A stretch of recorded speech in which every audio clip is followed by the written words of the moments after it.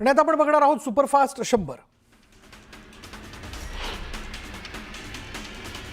अवकाळी पावसामुळे पुणे आंतरराष्ट्रीय विमानतळावर पाणी साचले. अवघ्या एका तासाच्या पावसाने पुणे विमानतळाच्या एक्झिट गेटजवळ पाणी तुंबलं आणि त्यामुळे प्रवाशांची मोठी गैरसोय झाली आहे.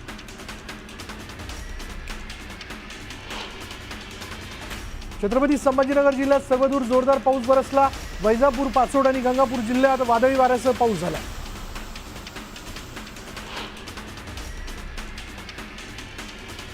अहिल्यानगर जिल्ह्यातील राहाता तालुक्यात वादळी वाऱ्यासह झालेल्या पावसामुळे मोठं नुकसान झालंय. वादळी वाऱ्यामुळे झाडं उन्मळून पडली तर काही ठिकाणी दुकानांवरील पत्रे उडून गेले. बुलढाणा जिल्ह्यात वादळी वाऱ्यासह पुन्हा एकदा जोरदार पावसाने हजेरी लावली. शेगावमध्ये सोसाट्याच्या वाऱ्यामुळे घरांसह पिकांचंही नुकसान झाले, त्यामुळे शेतकऱ्यांच्या चिंतेत वाढ झाली आहे. चोपडा शहर आणि परिसरात वादळी वारा आणि विजेच्या कडकडाटासह झालेल्या पावसामुळे झाडं उन्मळून पडली. दरम्यान झाडाची फांदी अंगावर पडल्यामुळे म्हशीचा मृत्यू झालाय, तर तलाठी मंडळ अधिकाऱ्यांना नुकसानीचा अहवाल देण्याचे आदेश देण्यात आले.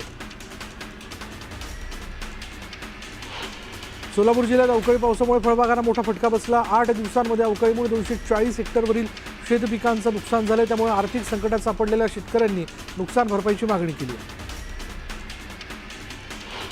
छत्रपती संभाजीनगरमध्ये गेल्या काही दिवसांपासून ढगाळ वातावरण आणि अधूनमधून पडणाऱ्या पावसामुळे कमाल आणि किमान तापमानात चढ उतार होत आहे, तर बदलत्या वातावरणामुळे आरोग्याच्या समस्या वाढल्या. जळगावच्या साखळी गावात गेल्या 15 दिवसांपासून अवकाळी पावसाने जोरदार हजेरी लावली, त्यामुळे फळबागेचं मोठं नुकसान झालंय, त्यामुळे शेतकरी आर्थिक संकटात सापडला. करमाळा तालुक्यातील पश्चिम भागात वादळी वाऱ्यासह अवकाळी पावसाने हजेरी लावली. जिंती परिसरातील केळी पिकांचं मोठ्या प्रमाणात नुकसान झालं असून केळी पीक भुईसपाट झालं आहे, त्यामुळे नुकसानग्रस्त शेतकऱ्यांना नुकसान भरपाई द्यावी अशी मागणी शेतकऱ्यांनी केली.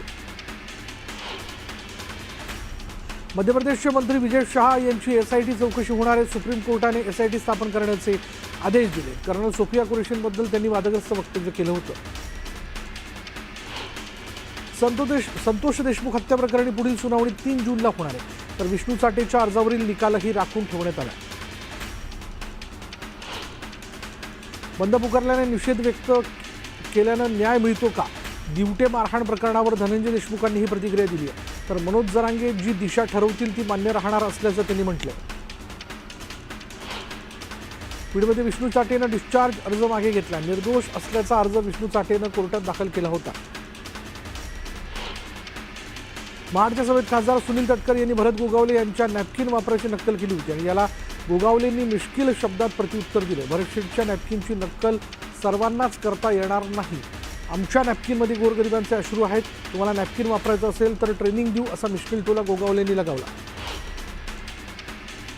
बेरजेच्या राजकारणाचा मंत्र आम्हाला स्वर्गीय यशवंतराव चव्हाण यांनी दिला. एकत्र येण्याचा निर्णय शरद पवार आणि अजित पवार यांनी घ्यायचा आहे, मात्र या दोघांनी एकत्र यावं अशी कार्यकर्ता म्हणून आमची भावना आहे, असं वक्तव्य राष्ट्रवादी युवक काँग्रेसचे अध्यक्ष सूरज चव्हाण यांनी केलं. शिवसेनेचे सचिव भाऊसाहेब चौधरी यांनी उभाटाचे विधान परिषदेचे आमदार मिलिंद नार्वेकर यांना वाढदिवसाच्या शुभेच्छा दिल्या. दोन्ही नेत्यांमध्ये जवळीकता पाहायला मिळाल्यानं दोन्ही पक्ष एकत्र येणार का या चर्चांना उधाण आलंय. अहिल्यानगरसाठीचं मेडिकल कॉलेज शहरातच व्हावं अशी भूमिका खासदार निलेश लंकेंनी मांडली आहे, तर कुठल्याही परिस्थितीत कॉलेज इतरत्र होऊ देणार नाही असं म्हणत लंकेंनी विखे पाटलांवर निशाणा साधला. नांदेडमध्ये गुंड अनवर अली खानचा राष्ट्रवादीत पक्षप्रवेश झाला. आमदार प्रताप पाटील चिखलीकर यांच्या उपस्थितीत पक्षप्रवेश सोहळा संपन्न झाला. अनवर अली खानवर अनेक गुन्हे दाखल असल्याची माहिती आहे. कृषीमंत्री माणिकराव कोकाटे यांच्या उपस्थितीत नाशिक जिल्ह्यात खरीप हंगाम आढावा बैठक पार पडली. यावेळी कृषी विभागाचं व्हॉट्सअप चॅनलचं कृषीमंत्र्यांच्या हस्ते उद्घाटन पार पडलं, तर केंद्रीय कृषी मंत्री शिवराज सिंग चौहान व्हीसीद्वारे बैठकीला हजर होते. कृषी मंत्री माणिकराव कोकाटेंनी घेतलेल्या बैठकीला लाभक्षेत्र विकास अधिकारी, महावितरणचे अधीक्षक अभियंता अनुपस्थित असल्यानं कोकाटे चांगलेच संतापले. गैरहजर अधिकाऱ्यांना कोकाटेंनी नोटीस बजावली, तर सोलरच्या प्रश्नावरून महावितरणच्या कार्यकारी अभियंत्यांनाही कोकाटे यांनी धारेवर धरलं. केंद्राच्या शिष्टमंडळावरनं संजय राऊतांनी केलेल्या टीकेला शरद पवारांनी प्रत्युत्तर दिलं. जागतिक प्रश्नावर पक्षीय भूमिका घ्यायची नसते, तर इथं स्थानिक राजकारण आणू नये ही आमची भूमिका असल्याचं पवारांनी स्पष्ट केलं.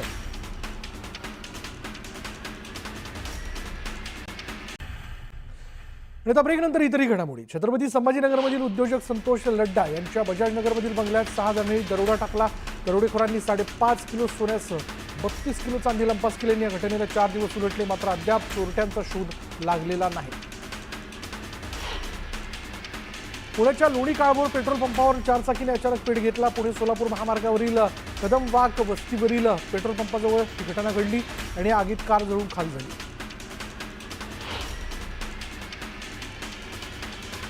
सोलापूरच्या अक्कलकोट MIDCतील सेंट्रल टेक्सटाईलला लागलेल्या आगीत घराचं मोठं नुकसान झालेलं आहे.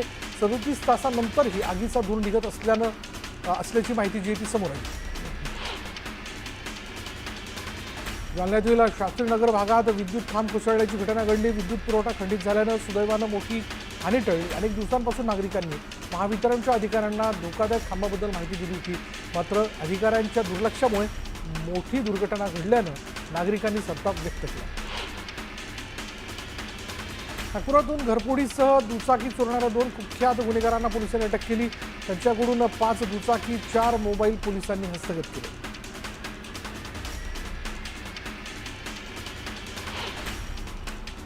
आता वेळ झाली का ब्रेकची. ब्रेक घेऊयात. पहा फक्त न्यूज 18 लोकमत.